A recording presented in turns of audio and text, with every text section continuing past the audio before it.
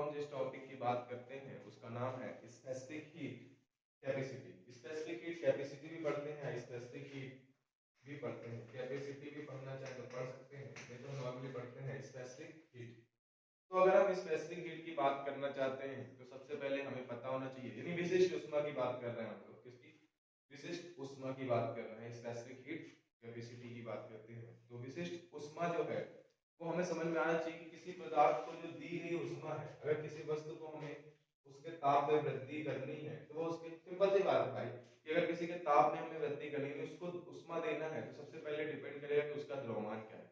सबको पता है अगर 1 कप पानी को गर्म करना है तो बहुत जल्दी गर्म हो जाएगा, 1 किलो पानी को गर्म करना है तो थोड़ा ज्यादा टाइम लगेगा, 1000 किलो है तो थोड़ा और ज्यादा टाइम लगेगा। लेकिन किसी वस्तु को दी गई जो ऊष्मा होगी, यानी the heat transfer to the body depend on the mass of the body. Simple सी बात है, किसी वस्तु को दी जाने वाली जो ऊष्मा होगी उस वस्तु के द्रव्यमान पर निर्भर करेगी और डायरेक्टली प्रोपोर्शनल होगी। जितनी छोटी वस्तु होगी हीट भी उतना कम देना पड़ेगा, जितनी बड़ी वस्तु होगी हीट भी उतना ज्यादा देना पड़ेगा, जितनी छोटी वस्तु ऊष्मा उतना कम देना पड़ेगा, जितनी बड़ी वस्तु ऊष्मा उतना ज्यादा देना पड़ेगा। तो किसी वस्तु को दी गई जो ऊष्मा होती है उस वस्तु के द्रव्यमान पर निर्भर करती है, यानी the heat given to the body depend on the mass of the body. तो मान ले कोई द्रव्यमान की वस्तु थी जिसको कितना हीट दिया जा रहा है, Q हीट दिया जा रहा है। Suppose a body of mass है and the heat Q transfer to the body, मतलब कोई द्रव्यमान की वस्तु को Q ऊष्मा दिया जा रहा है। तो ये क्या है, हमने कहा छोटी वस्तु होगी तो ऊष्मा भी छोटी देनी, बड़ी वस्तु है तो ऊष्मा भी ज्यादा लगेगी। अगर किसी सब्सटेंस का मास कम होगा तो हीट भी कम ट्रांसफर करना पड़ेगा और मास ज्यादा होगा तो हीट भी ज्यादा ट्रांसफर करना पड़ेगा। Q is directly proportional m1। दूसरा क्या डिपेंड करता है कि भाई एक कप ही पानी है तो किसी ने कहा थोड़ा गर्म करके लाओ, यानी उसके टेम्परेचर का राइज से कोई लेना देना हमें नहीं है कि उसका टेम्परेचर कितना राइज कर रहा है या फॉल कर रहा है। तो हमें सिंपल सी बात है जो हीट होगा वो क्या, अगर टेम्परेचर हमें मत कहते किसी कप को गुनगुने पानी, जैसे हम लोग आजकल ठंडी है तो देख ही रहोगे किसी ने कह दिया कि गुनगुना पानी लो, तो क्या करना, हीट थोड़ा ट्रांसफर किया क्योंकि टेम्परेचर वहां पे वैल्यू नहीं करता। लेकिन किसी ने कह दिया कि भाई हमको बफारा लेना है, जैसे किसी को जुकाम होने लगता है तो उसको वेपर चाहिए, प्रॉपर वेपर चाहिए, तो वो तुम्हें पता है कि 100 डिग्री सेंटीग्रेड से कम में ऐसा पॉसिबल नहीं है। तो जो हीट है वो दो तरीके से डिपेंड करता है, ऐसे गर्म करना है तो हल्का सा हमने हीट ट्रांसफर किया छोड़ दिया, नहीं, हमसे बोला कि पर्टिकुलर टेम्परेचर तक ही, हमें पता है टेम्परेचर तभी इंक्रीज करेगा किसी वस्तु का जो ताप है तभी बढ़ेगा जब उसको ऊष्मा लगातार देते रहेंगे। तो हम क्या कह सकते हैं कि जो ट्रांसफर जो हीट है वो डायरेक्टली प्रोपोर्शनल होगा टेम्परेचर भी जो इंक्रीज कर रहे हैं उस पर भी डिपेंड करेगा, जो टेम्परेचर उसका इंक्रीज कर रहे हैं उस पर भी डायरेक्टली प्रोपोर्शनल। कम हीट देंगे तो ताप में वृद्धि कम होगी, ज्यादा हीट देंगे तो ताप में वृद्धि ज्यादा होगी। तो किसी ने पूछा कि ट्रांसफर होने वाला हीट किस पे डिपेंड करेगा, तो हमने कह दिया उसके तो बॉडी के मास पे तो डिपेंड करेगा ही करेगा, साथ ही साथ टेम्परेचर पे। ये बता कोई 1 डिग्री सेंटीग्रेड की सब्सटेंस है तो उसको हीट तुमने देना शुरू किया तो 100 डिग्री तक लाने के लिए बहुत ज्यादा हीट देना पड़ेगा। अगर लेकिन पहले से उसका 50 है तो हमें हीट भी कम देना पड़ेगा, यानी अगर टेम्परेचर ज्यादा चाहिए तो हीट भी ज्यादा देना है, टेम्परेचर कम चाहिए तो हीट भी कम देना है। इट मींस जो हीट ट्रांसफर होगा किसी बॉडी पे वो डिपेंड करेगा, किसी बॉडी को जो हीट देना है वो डिपेंड करेगा कि टेम्परेचर कितना इंक्रीज करना है या टेम्परेचर डिफरेंस कितना आ रहा है हीट का, जितना अमाउंट जा रहा है उधर उस तरफ और जितना बॉडी का वो टेम्परेचर है। तो इन दोनों तरीके से हम कह सकते हैं the heat transfer to the body depend on the mass and the temperature of the body. यानी किसी वस्तु को दी गई ऊष्मा इस बात पर निर्भर करेगी कि उसके द्रव्यमान कितना है और उस द्रव्यमान का ताप कितना बढ़ाना है। थोड़ा ही ताप बढ़ाना है थोड़ा ऊष्मा देंगे, ज्यादा ताप बढ़ाना है तो ज्यादा ऊष्मा देंगे। तो इसको लिखें अगर फ्रॉम इक्वेशन 1 एंड 2 से अगर हम बात करें समीकरण 1 व 2 से, तो हम क्या देखते हैं Q डायरेक्टली प्रोपोर्शनल कितना है m into डेल्टा।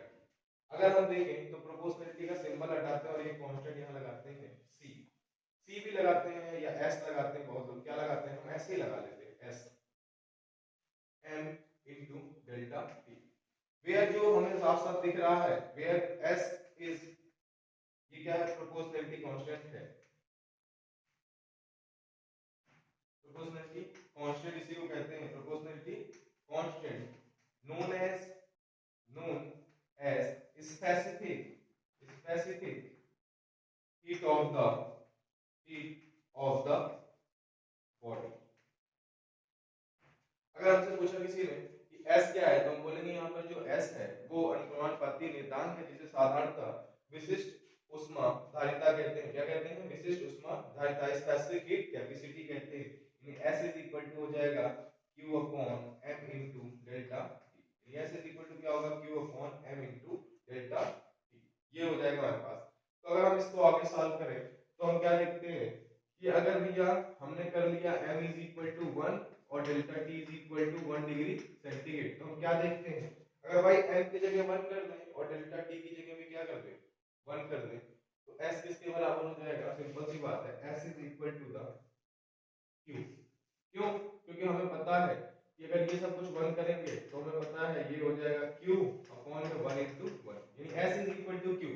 यानी हम क्या देख रहे हैं, हम सिंपल सी बात देख रहे हैं, the transfer of heat is equal to the specific heat capacity of the body. यानी किसी वस्तु को स्थानांतरित की गई जो ऊष्मा है ना वो विशिष्ट ऊष्मा धारिता के बराबर है। किसके बराबर? विशिष्ट ऊष्मा धारिता के बराबर, या किसी पदार्थ की विशिष्ट ऊष्मा के बराबर है। जैसे विशिष्ट से नाम लग रहा है, स्पेसिफिक प्रॉपर्टी की बात करी तो हमने कहा जब भी कहीं विशिष्ट शब्द ऐसा जुड़ने लगे स्पेसिफिक प्रॉपर्टी की बात करते हैं तो सबसे पहले हम यूनिट मास और यूनिट डिग्री सेंटीग्रेड पे निकाल लेते हैं उसको देखने के लिए।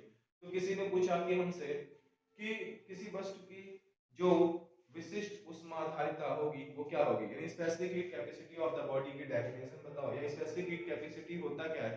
तो हम सिंपल सी बात कह देंगे the the amount of heat transferred to the body of unit mass and which is increase the temperature of a body by 1 degree centigrade, then that amount of the heat is said to be the specific heat capacity of the body। यानी simple सी बात, किसी ने पूछा कि विशिष्ट ऊष्मा क्या होती है तो हम कह सकते हैं किसी पदार्थ की जो विशिष्ट ऊष्मा होगी ना उसको दी गई ऊष्मा के बराबर ही होगी, बशर्ते हमारी कंडीशन क्या हो जाए कि जो दी गई ऊष्मा है वो एकांक द्रव्यमान की वस्तु का ताप कितना बढ़ा दे 1 डिग्री सेंटीग्रेड। यानी ये भी हम बोल सकते हैं एकांक द्रव्यमान की वस्तु का ताप एकांक डिग्री सेंटीग्रेड बढ़ाने के लिए उसको दी गई जो ऊष्मा की मात्रा होती है वही उस पदार्थ की विशिष्ट ऊष्मा कहलाती है। तो पूछे कि विशिष्ट ऊष्मा क्या है तो हम कह सकते हैं एकांक द्रव्यमान की वस्तु का ताप एकांक डिग्री सेंटीग्रेड बढ़ाने के लिए आवश्यक ऊष्मा की मात्रा क्या कहलाती है, विशिष्ट ऊष्मा कहलाती है। यानी the amount of heat required to raise the temperature of a body of unit mass by unit degree centigrade is said to be the specific heat capacity of the body।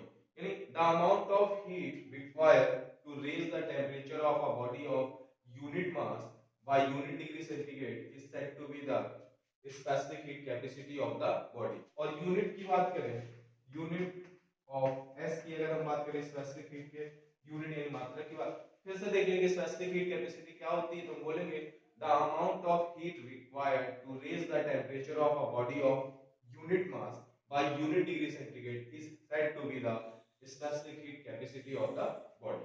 तो आगे बात करेंगे specific heat of the body. तो unit of सबसे ऊपर Q की unit क्या होगी, कैलोरी होगी, कैलोरी होगी। मास की यूनिट क्या होगी, किलोग्राम हो जाएगा। टेंपरेचर की यूनिट क्या होगी, पर डिग्री सेंटीग्रेड। तो यूनिट क्या हो सकती है इसकी, कैलोरी, इसकी यूनिट क्या हो सकती है कैलोरी पर किलोग्राम पर डिग्री सेंटीग्रेड, या हो सकता है जूल पर किलोग्राम डिग्री सेंटीग्रेड, या हो सकता है कैलोरी पर किलोग्राम केल्विन, या हो सकता है किलोग्राम केल्विन। यानी हमारे पास कितने यूनिट मिल गए यहाँ पे, कैलोरी पर किलोग्राम डिग्री सेंटीग्रेड, जूल पर किलोग्राम पर डिग्री सेंटीग्रेड, कैलोरी पर किलोग्राम केल्विन और जूल पर किलोग्राम केल्विन। तो हमसे अगर किसी ने पूछा विशिष्ट ऊष्मा तो हमने कह दिया कि किसी पदार्थ को दी गई जो ऊष्मा होती है उस पदार्थ के द्रव्यमान तथा उसके ताप वृद्धि दोनों के अनुपाती होती है। क्यों? क्योंकि अगर ताप ज्यादा बढ़ाना है तब भी ऊष्मा ज्यादा देना है, वस्तु का द्रव्यमान बढ़ेगा तब भी ऊष्मा ज्यादा देना है।